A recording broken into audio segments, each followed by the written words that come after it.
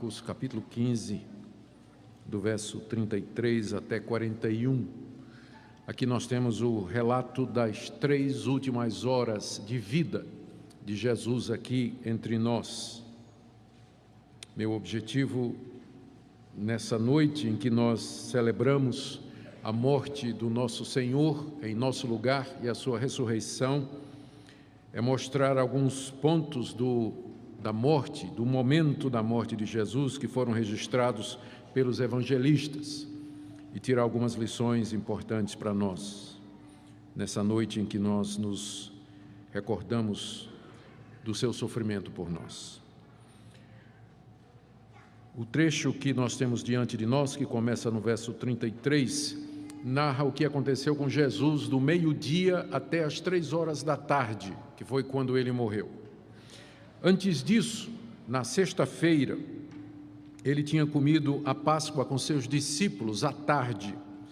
E no fim da tarde, início da noite, ele foi para o jardim do Getsêmani, onde ele agonizou diante do Pai, orando se era possível que aquele cálice fosse passado dele. O cálice era a morte que se aproximava e da qual Jesus sabia. E ele entendeu que era a vontade do Pai que ele tomasse aquele cálice. Ali ele foi traído por Judas em seguida e abandonado por todos os seus discípulos. E é levado preso na madrugada de sexta-feira, julgado diante do Sinédrio, que era a maior autoridade dos judeus. Era o concílio dos judeus. Ele foi julgado e condenado à morte por blasfêmia, porque ele tinha dito que era o Filho de Deus. É nessa ocasião que ele é negado por Pedro, não menos do que 3 vezes. Quando o dia amanhece, naquela sexta-feira, ele é levado para o pretório, onde é julgado por Pôncio Pilatos, acusado pelos judeus de sedição, de revolução política. E Pilatos, mesmo que não encontrou nele crime nenhum, o condena à morte, morte de cruz, ao lado de 2 salteadores e em lugar de Barrabás.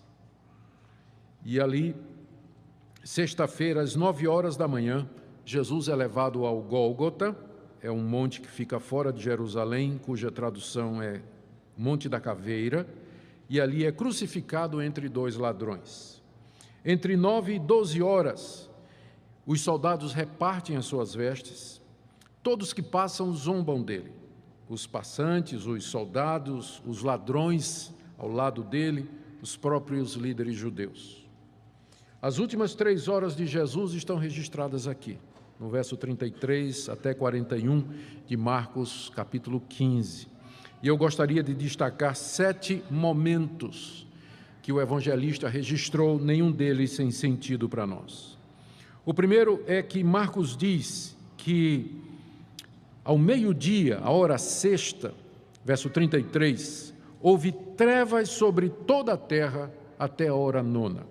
Durante 3 horas, uma escuridão caiu sobre aquela região e, segundo Marcos nos diz, foi bem mais extenso do que isso.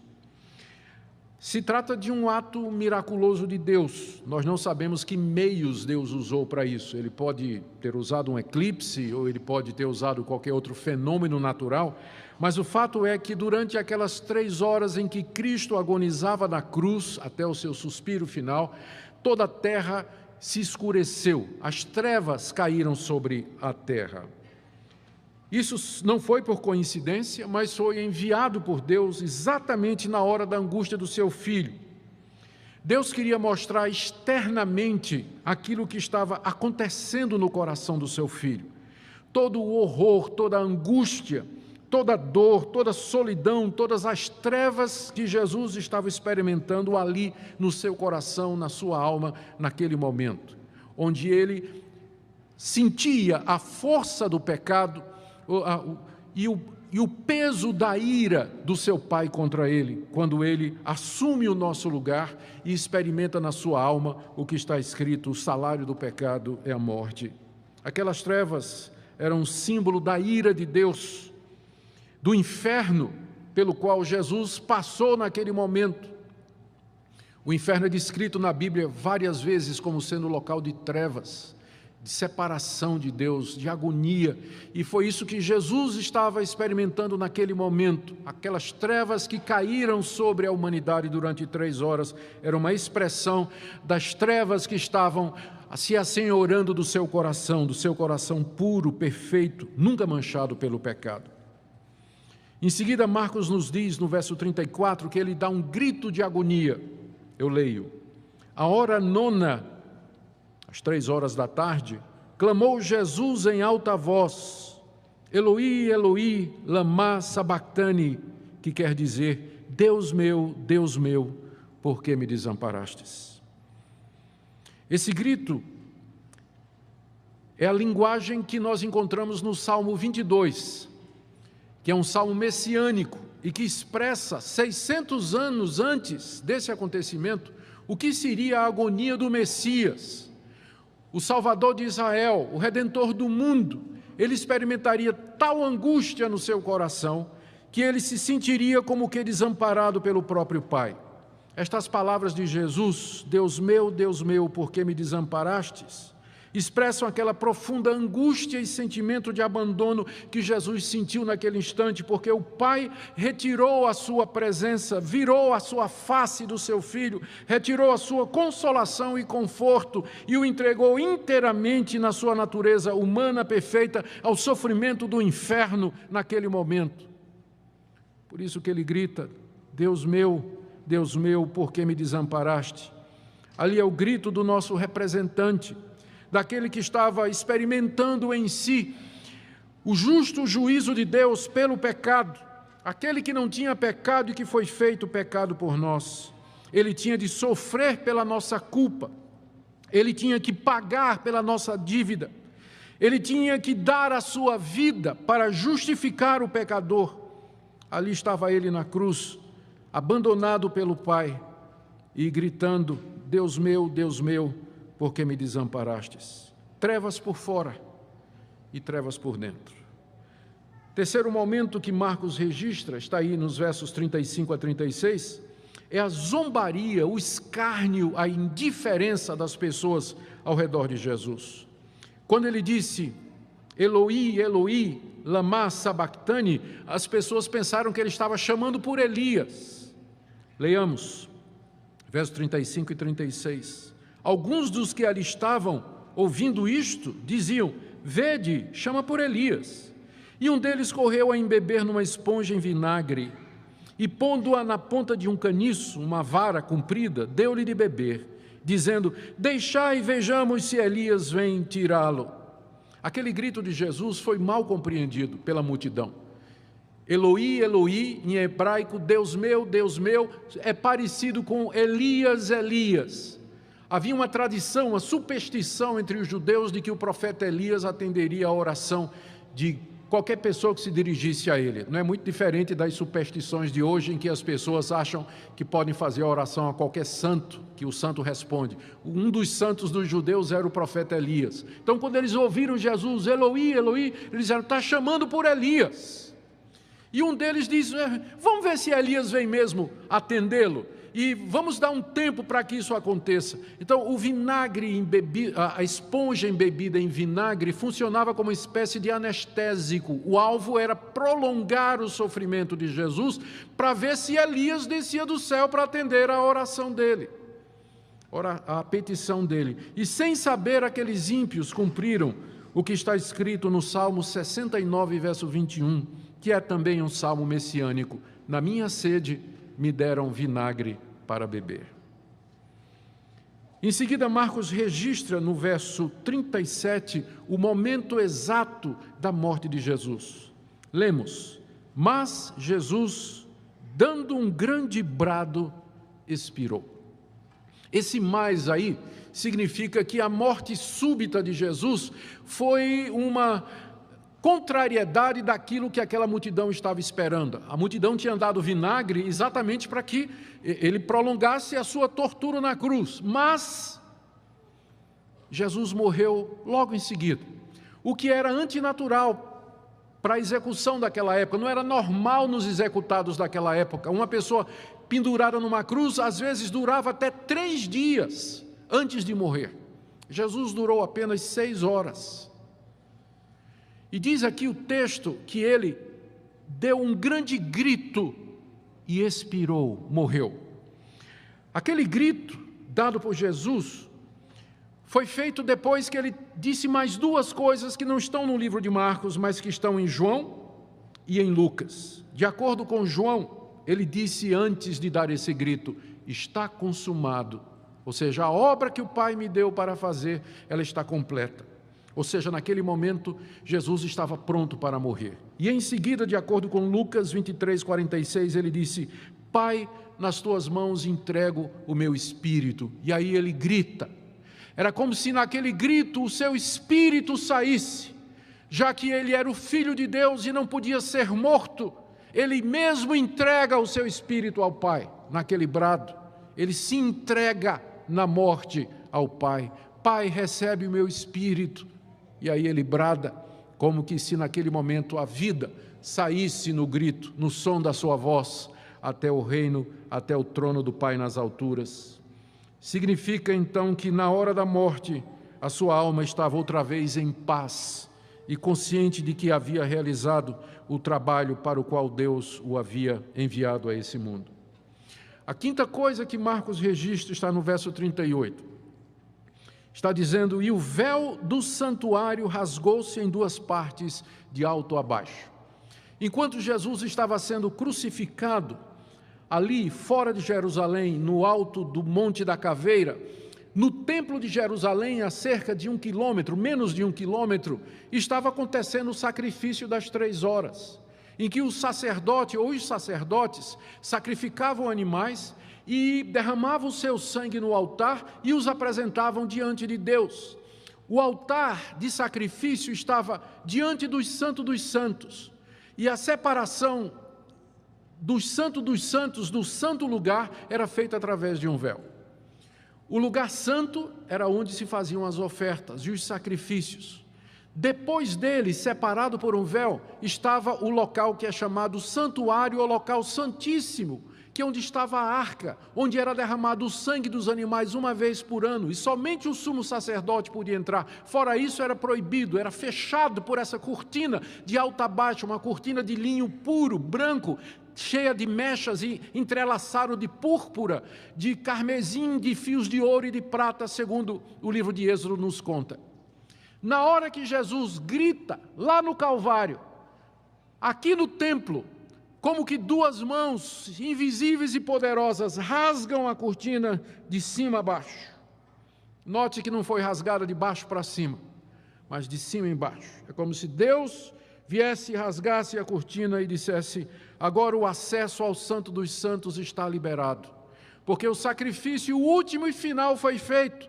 O meu filho deu a sua vida, acaba de entregar a sua vida, e agora o acesso até mim está liberado.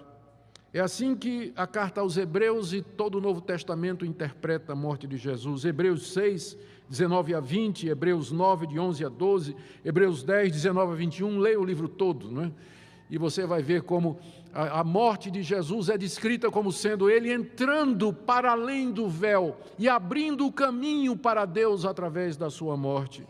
É isso que significa o véu do santuário sendo rasgado de cima a baixo. O 6º evento que Marcos registra está no verso 39. O centurião, que estava em frente dele, vendo que assim expirara, disse: verdadeiramente esse homem era o Filho de Deus.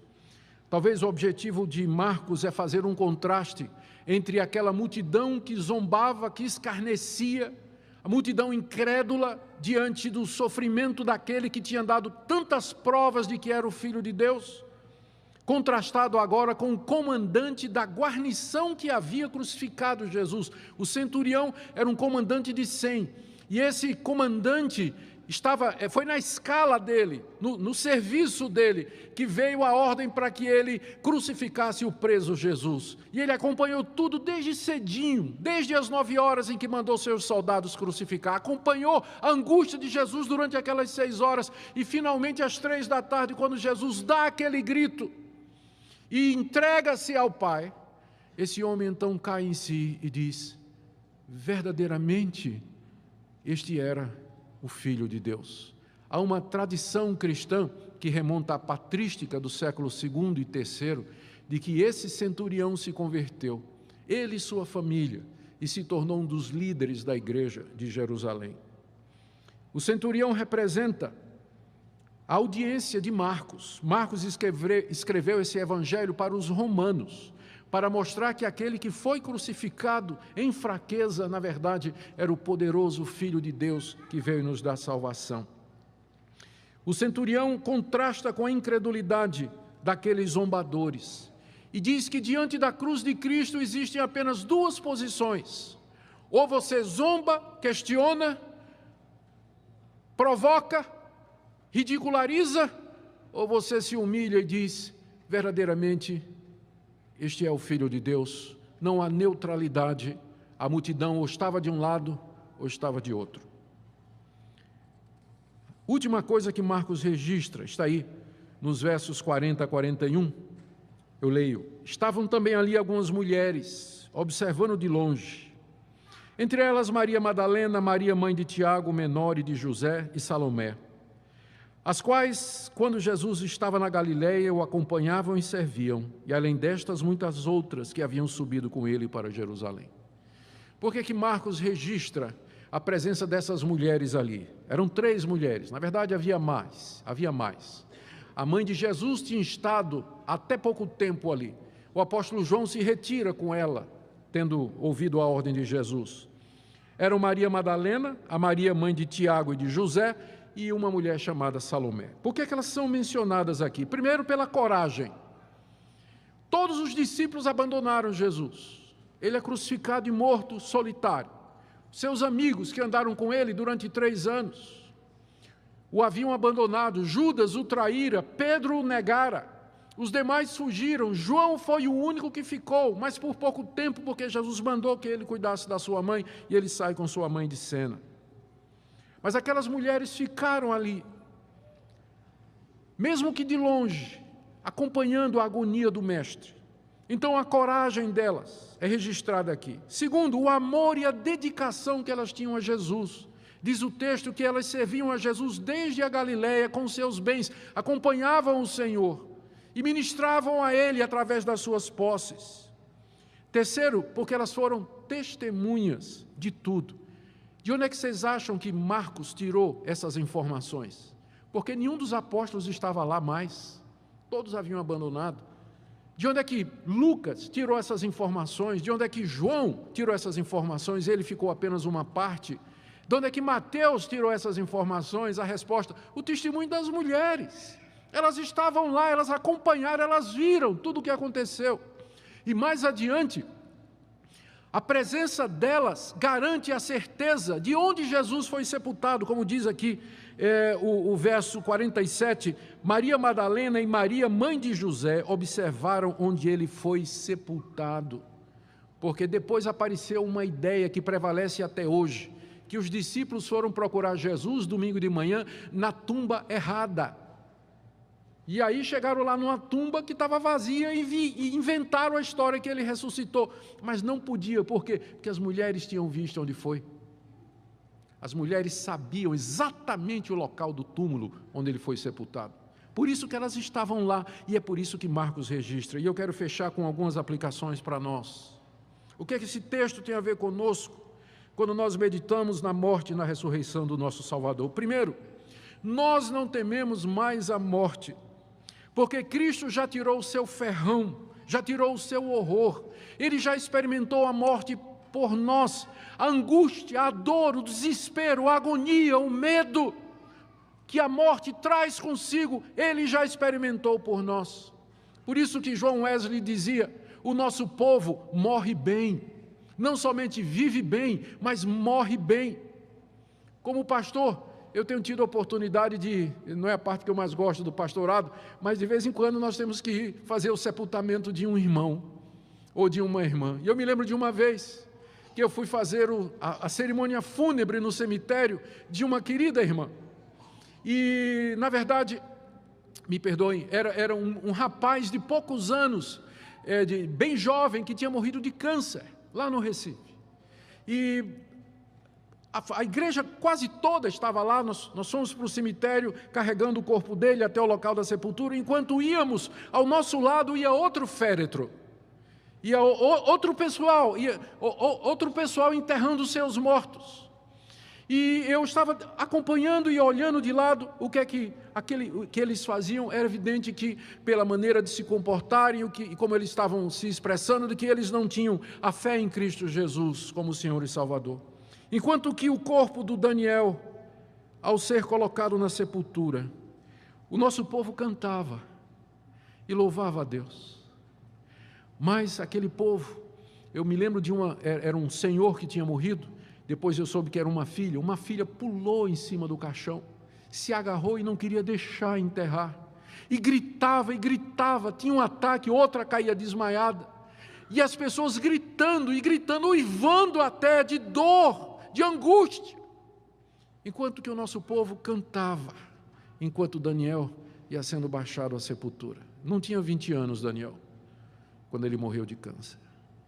Nós não tememos mais a morte, porque o nosso Salvador já passou o vale da sombra da morte, ele já experimentou por nós as trevas, a negridão, a angústia, o medo, a incerteza, ele já passou por nós.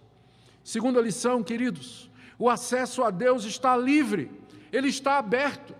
Nessa noite, o nosso Deus Todo-Poderoso, ele se apresenta a nós e ele nos convida a irmos a ele livremente pela fé, não por obras, não por mérito, não por nada em nós, mas mediante a morte do seu Filho na cruz. Ele nos convida a termos comunhão com ele, a fazermos parte da sua família, a recebermos o perdão de nossos pecados, consolo para as nossas angústias, confiança nesse mundo tão incerto. Terceira coisa, nós não tememos mais o julgamento de Deus, nós não tememos mais o castigo de Deus. Deus poderia com justiça nos castigar e nos punir por conta dos nossos pecados, das nossas transgressões. Terrível coisa é cair nas mãos do Deus vivo, mas Cristo caiu nas mãos do Deus vivo em nosso lugar. Lá na cruz do Calvário, Deus derramou até a última gota do cálice da sua ira sobre ele, de forma que você e eu não precisamos mais temer a angústia e a dor do inferno ou do castigo divino depois da morte ou aqui nesse mundo, porque o nosso representante já sofreu por nós, e Deus não é injusto para castigar o mesmo pecado 2 vezes. Se Cristo pagou o meu pecado na cruz, isso significa que Deus não me imputa mais esse pecado, que Ele não vai mais cobrar de mim, que Ele não vai mais executar a minha dívida e nem vai mais me condenar, porque Ele já fez isso no meu representante Jesus Cristo. E por último, queridos, desses fatos nós podemos ter certeza, porque eles não foram criados ao acaso. Imagina que, se eu fosse inventar um evangelho, e eu fosse dizer assim: olha, nós temos testemunhas de que tudo isso aconteceu, e eu morasse naquela época, vivesse naquela época, eu nunca diria que foram as mulheres que foram testemunhas, porque naquela época a palavra das mulheres não era nem aceita como testemunha, não era nem aceita. E aqui são elas que aparecem como testemunha. Você acha que se isso fosse inventado por homens naquela época, eles teriam escrito isso aqui? Eles teriam dito: o centurião romano, o governador Pôncio Pilatos, o deputado, o político tal, o advogado tal, estavam lá e dão testemunho disso. Pobres mulheres são apresentadas como testemunhas. Se você fosse inventar um evangelho, eu tenho certeza que você não seguiria esse caminho. Essa é a prova de que ele não é inventado. Isso é uma das muitas provas de que ele é um documento histórico, que retrata a verdade. Nós temos o testemunho destas pessoas, não só dessas mulheres, mas de tantos outros que depois viram o Senhor ressurreto. Como está você nessa noite? O que é que a morte de Cristo representa para você? Ouça o que eu estou dizendo. O que é que a morte de Cristo representa para você? Que diferença faz na sua vida? Que diferença faz na hora da sua angústia, na hora da sua aflição, na hora da sua doença, na hora da sua indecisão? O que é que a cruz representa para você? Que nessa noite Deus tenha misericórdia de você e que você seja como aquele centurião, não como aqueles que zombaram e desprezaram quando tiveram oportunidade de crer, mas que você possa dizer, verdadeiramente, esse é o Filho de Deus, e que você se entregue para servi-lo hoje e eternamente. Amém.